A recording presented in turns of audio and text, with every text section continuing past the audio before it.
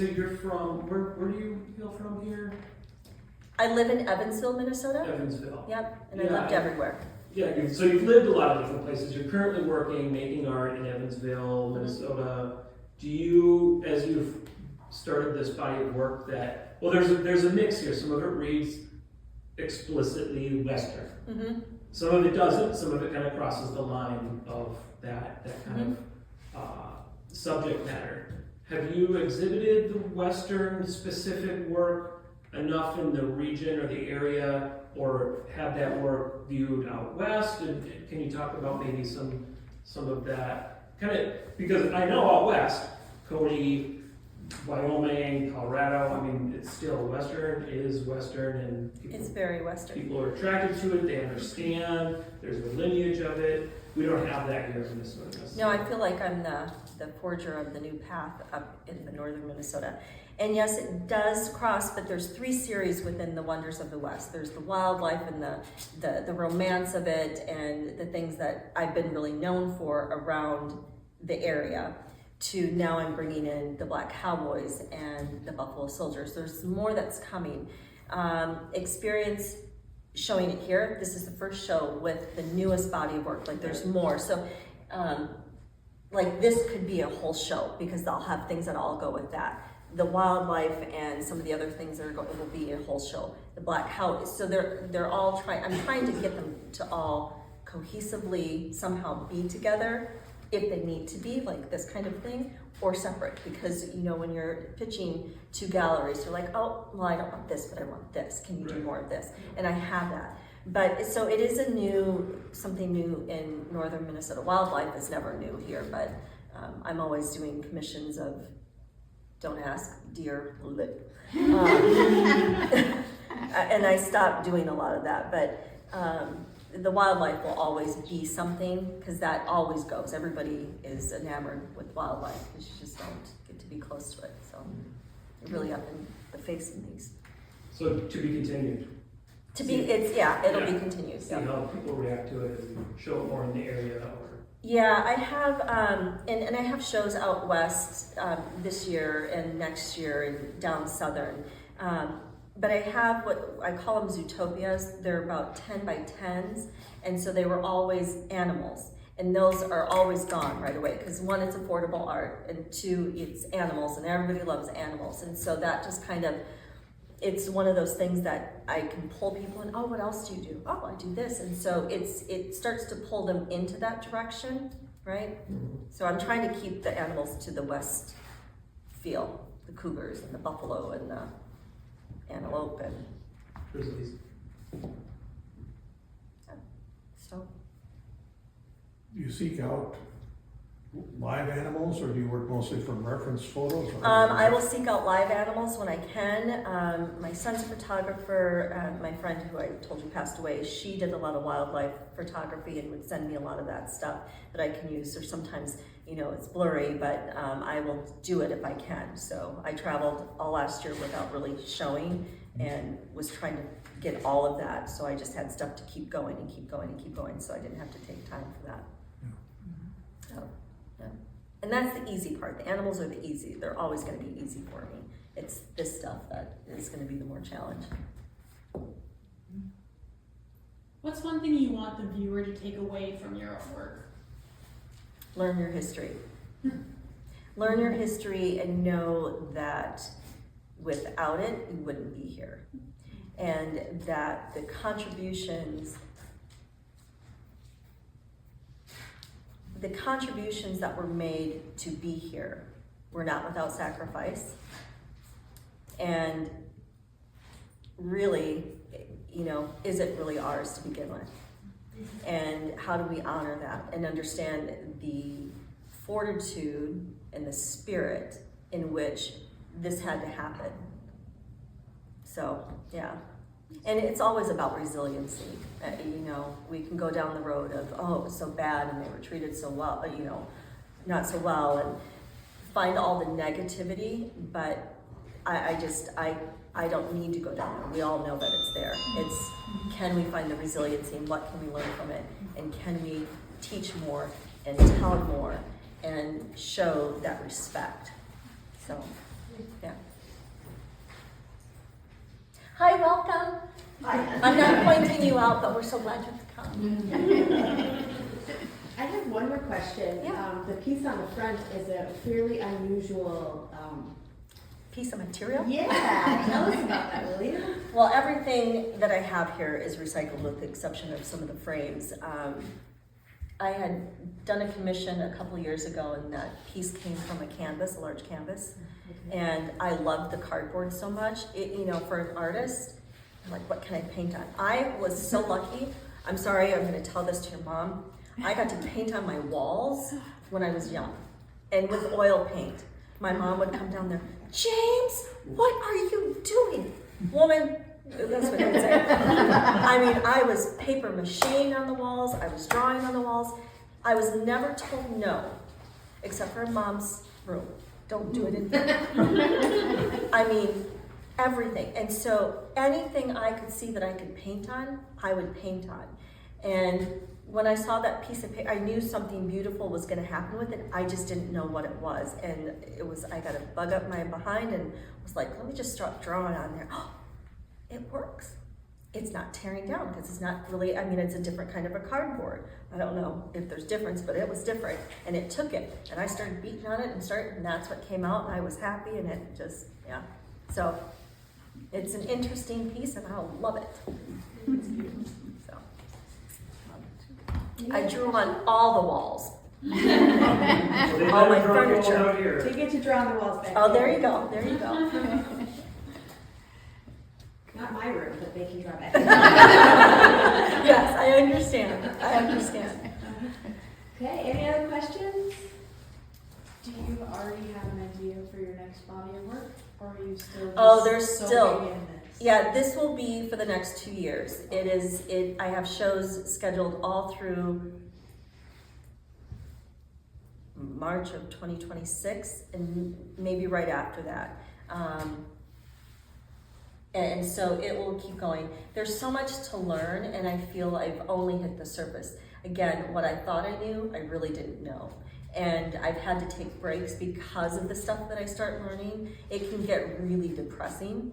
And it's like, am I doing justice by trying to be happy about it? And it's not that I'm trying to not be happy or be happy. It is I want to tell the story of the resiliency and teach people, you know, that we're not the only ones. And being that, and I'm pretty blunt, so I'm going to say I'm apologizing unapologetic. I need water. Anyways, you know, my father's black. My mom is white, sour cream, see-through baggy white. And I came out the lightest of 12 children. And so people look at me as, she's black? No, I'm not black, I'm mixed. But I live in a predominantly white community. So it's super important for me to like do that. Does that make sense? Mm-hmm. Yeah. Yeah. I can get lost sometimes in the questions because I start going all over. I'm still learning what I'm trying to say in all of it. So, yeah. Well, thanks. Unapologetically. I got it out. When it comes to some of the photos of the Buffalo Soldiers and the Cowboys, are you going from photographs? So yes and no. So, and again, you don't know all of my history. So my sister, there's always long stories to short answers, but my sister has done our lineage. And so I have photographs from my family dating way back. And so I'm taking things from them. So that picture of McCoy is a mixture of my father and my great-grandfather in that picture. So I'm putting those things together. The Buffalo Soldiers, some of them are my family, some of them are real Buffalo Soldiers that I've taken photographs. And so again, it's a new process. All of this is a lot, well, especially with the Buffalo Soldiers, is a lot of new feeling and exploring and where I wanted to go. And so I didn't feel like I needed to copy a photo. I wanted to take who they were already and put that there. you know. And I researched, I talked to the people at the Buffalo Soldiers Museum, who I'm going to see next month, and the Black Cowboy Museum, which Larry Callis is the one that opened that here in the United States. And you know, I talked to them about the process. I said, I want to honor the thought and the memory, and I don't want to take the faces away, because the history was that their faces were already erased. And so I didn't need to redo something when there wasn't something already being said about them. Does that make sense? So this is why it took 2 years to understand where I wanted to go and what stories I really needed to say. I think you've done a beautiful job with this, because when I saw this painting next to you there of the 4 cowboys, I said to Emily, I think that's a photograph I saw online when I was researching this subject. And then I went back and I couldn't find the photo, but it, you know, was reminiscent of something. Yep. So it will be things that I put together. If it's someplace like from a museum, I'll call the museum beforehand and say, this is what I'm doing. I give them an information, and they'll give me permission, or they're like, oh no, use this one instead. So, yep. But thank you for asking that. How do you decide when you're using unconventional materials? Do you have a thought process of, this is my subject matter, now I'm looking for the materials, or do you come up with, hey, this material would be great, what can I paint on it? Yes. If you believe in the energy, and here's where I'm going to, whoever you believe in, before I step into my, when I do, and I get emotional when I talk about it, when I step into my studio, I say a prayer. I say a prayer about the story that I need to tell, and that whatever touches my hands goes to that.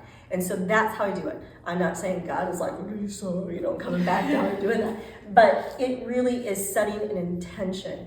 And so I just start going. If I'm preconceived in the notion of what I'm going to do, I suffer when I go into my studio, and I can't do that. And so I just have to be there. I knew, and I think I said it to you, once you know something works for you, you just follow, and it just, the floodgates open. So I know what's going to work, and I just keep going on that path until it says I'm done. Yeah, but it's a long time to be able to learn to that voice. So, sorry. No, I'm not sorry, but. You mentioned how your dad would do these like grandiose scenes, but you kind of moved more towards portraiture. Mm-hmm. Can you explain why you think that you do portraits versus more like larger scenes? Like what draws you to doing portraits instead? Because I was lazy. I even going to the museums, I look at these huge paintings, I'm like, why? All of this stuff, like, it's so overwhelming. What I found is I was so more intrigued with the spirit of the person and the moment that they were in. And when I trace back to when I started really kind of entering contests at 18 and 19, my dad was like, little girl, go do this. And it was all about the multicultural side of things and the story that was there, because that's what we had grown up, was with stories. And I'd rather somebody look at something and go, oh, I can see myself, well, probably not that one, but I can see myself there. What's the story behind it? And I always had something to come back to. And that was more important to me, the spirit of the moment and the resiliency of that moment, versus I needed this whole scene to play out. This person's over here on the couch and this, because that's not who I was. And I felt bad for a while that I was supposed to have this big scene thing, but I like what I do, so I'm good with it. I was lazy at first. So, like, this is a big scene for me. I have another one that's of Bass Reeves, and it's of him and his compatriot and the guy that he was bringing to prison. And that was like a big scene, and they're like, whoa, Lyssa, that's new for you. And I'm like, I know. So, that's cool. That's a good question. Other questions? You guys just know everything already? How long did this body of work take you? Forever. That's lovely. You know what? I think that's a really great question, because I grew up doing wildlife with my father. Like, not long. Like, I would go, oh, I'm gonna do this, and it's done in a day. This one, not done in a day. That one, not done even in a month or 2 months or 3 months. again, the conception of starting something, if that's what you consider, like how long it takes you, 2 years. So it really is dependent. That stinking wolf picture back there, I don't think it's done.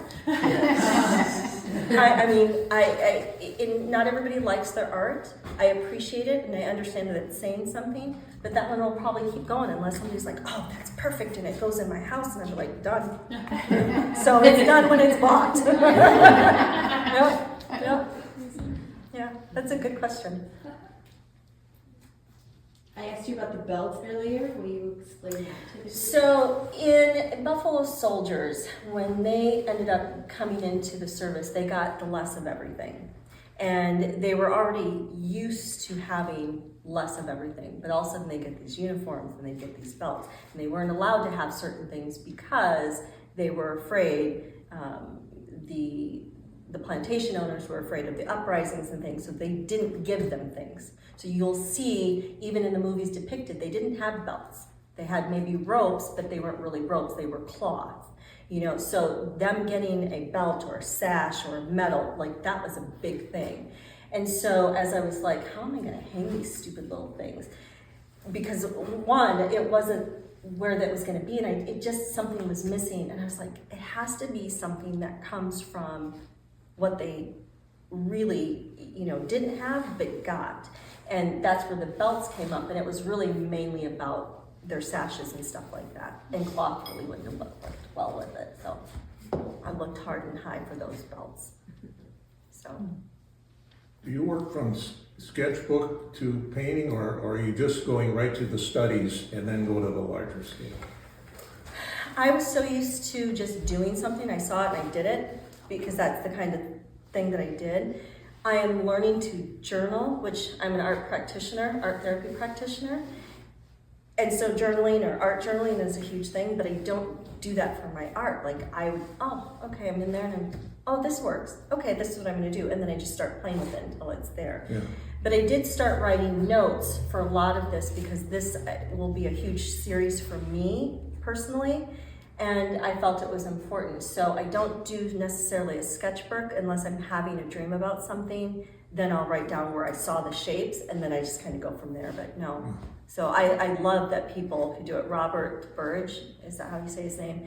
I did a study with him and he does that. He's like, Lyssa, you gotta keep a journal. I'm like, no, you know, I don't have to do anything.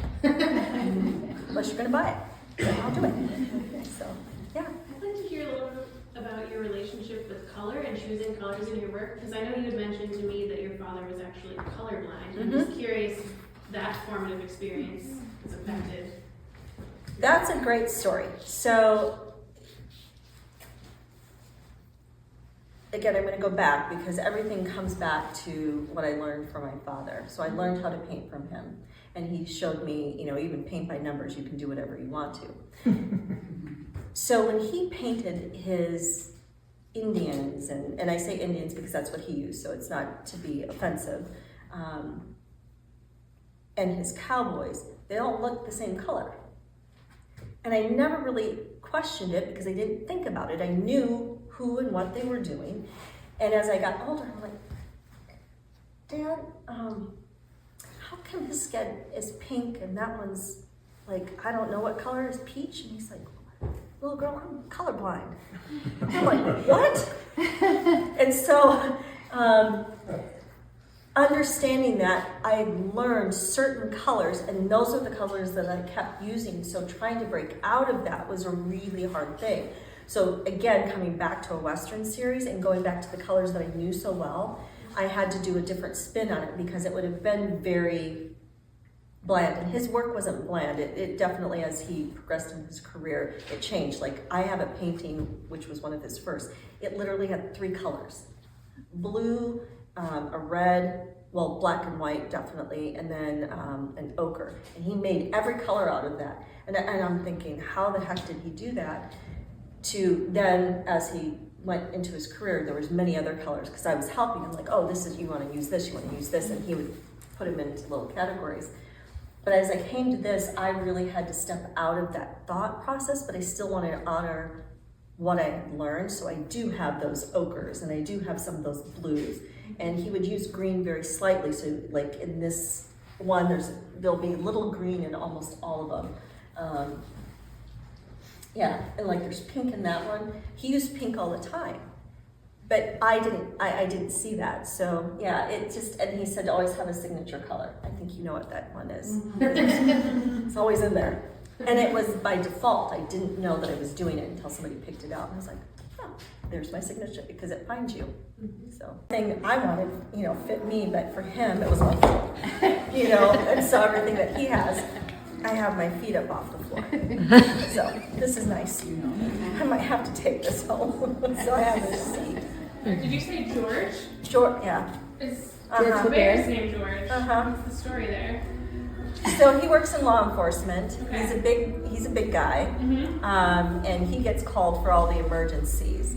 And if everybody knew that he is like the most sensitive person in the whole world, everybody thinks he's like, well, that's George. I ain't gonna mess with George, Mm-hmm. He looks like he can swallow a bear, but he's a big teddy bear, and so yeah, I call him George. I think you were wondering about that bear. That's wonderful. That's the best answer. All right. Well, I'm going to just hop in here for a second. Welcome everybody thank you for being here tonight. Thank you. I think a lot of you had a chance to chat with Lyssa, which is great, but for those of you who don't know, my name is Jennifer Jaco DeVries. I'm the Executive Director here at the Crossing Arts Alliance. This is Lyssa Lovejoy. Remind me where you live. Everywhere. Yeah. Evansville, Minnesota. Evansville? Evans. Evansville, okay.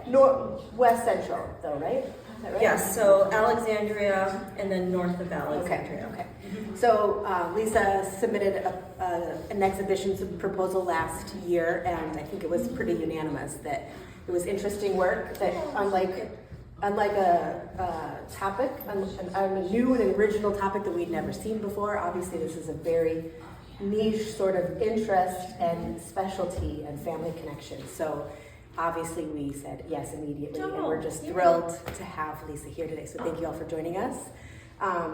We'll pitch some questions. Pitch those questions, bring them on. I don't know if I have the right answers, so. Well, why don't you first tell us a little bit about this subject matter and how it came to be a piece of your work. So my father is a Black American artist, and he's passed since, but his specialty was West, bronzes, and as he would say, cowboys and the Indians. And so I grew up with that, playing with all of the plastic cowboy Indians, watching all the Westerns. That was like his love, so it was part of who we were. We grew up with horses. We grew up in Colorado and South Dakota, so we had wild horses in our backyard. It was what it was. And so as I got older into high school, and as he was doing more shows, I was helping him in his stuff. And so, it wasn't anything that I thought I was ever going to do. And I've been working on his retrospective for his work and, bringing his name to light. And all of a sudden it started hitting me. I was like, let me back up. I was doing a series called Horses in Motions, and the cowboy thing kept coming out. I'm like, pushing it off to the side. And if you're an artist, you understand things start coming to you, and it doesn't leave you until you actually do something. And so I started kind of doing it, and it started going into it. And the Pony Express was one of the last pictures that I knew. I was like, okay, I'm done with horses. But that hit me because it's not something that I had normally done. And then McCoy, the one that's out there, came to life, and I knew it was the right thing. But I knew I wanted to do Black cowboys and Buffalo soldiers as well, not just the West. And you're very right, it is a very niche market. And in anything that you do, be true to yourself, right? And my father was never somebody that did what was popular, and so I grew up with the mentality same way. I'm not here to be popular. I'm going to and the right people will find it. And obviously it was something that was important to know, and I'm here, and that's great because that's what my legacy is. So it just kept growing, But the Buffalo Soldiers gave me the biggest problem because I didn't learn about them. You didn't learn about them in school. Even though my family has lineage in the Buffalo Soldiers, it wasn't something that I grew up learning about. And so I didn't know how I was going to depict it. How was it going to come? Because I'm used to painting, like, you know, and it was not something that I thought I could do great honor by painting a portrait of a Buffalo Soldier. It didn't make sense to me. So what was the story? And it really took me a couple of years to figure out what I was going to do. And once I did, then it was just like the floodgates open. So it just very organically grows in any of the series. But again, it was not my intention to do another Westerns. So, but it's my spin on it. So when you were younger and helping your dad at shows, were you painting alongside of him? Were you learning that medium and the craft? He was an oil painter. He did not do acrylics. I hated oils, but that's how I learned. So even moving to acrylics was a whole different thing, and it was interesting. So yes, I was painting alongside of him. As my mom, Amelia, had a little gift kind of thing, like before gifts were really big, like Hallmark, they had like the precious, she had Western little like geese and birds and this, and so we didn't do mass production, we did what we could do, and so I was learning to paint that way, right? But I was helping him in his bronzes and staining the bronzes and doing a sky. Like he taught me those things very, very early on.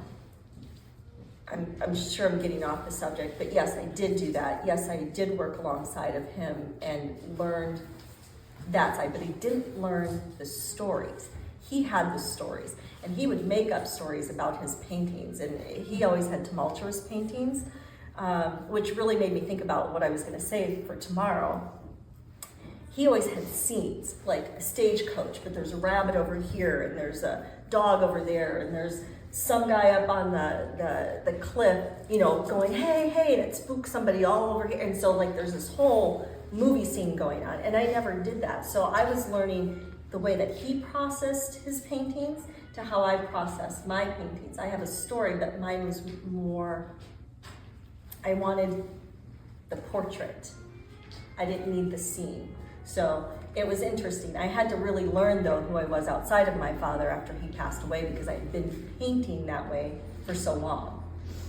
So, did I kind of answer that? Yeah, I Maybe was a just little bit? wondering where, like, as growing up around artists and art, how that was an influence. Did you then proceed with school, or was it just something that you've always done? Always did. I thought that I was going to be a dancer.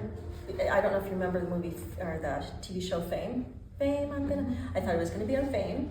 I thought I was going to be in a Sprite commercial, and I was going to be a painter. So I knew what I was going to be, but I didn't know what I was going to be. And I did everything else, but was still teaching art classes. I was still doing crafts. I was programming summer schools for the arts programs. So I was doing all of those things. Formal school, nope, it was not something that I didn't want to go to school for art. I grew up with people that my father knew, and so I was always being tutorized. Tutored, thank you, tutorized.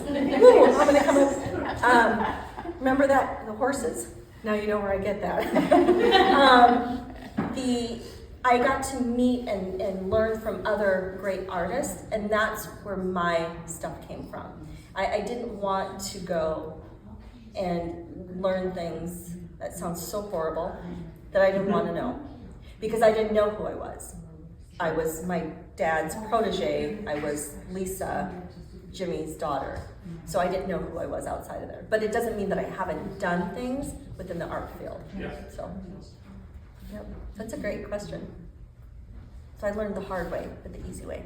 Yeah, well, it does sound a little more like a long-term, from day one apprentice sort of structure. Yeah, and it really is.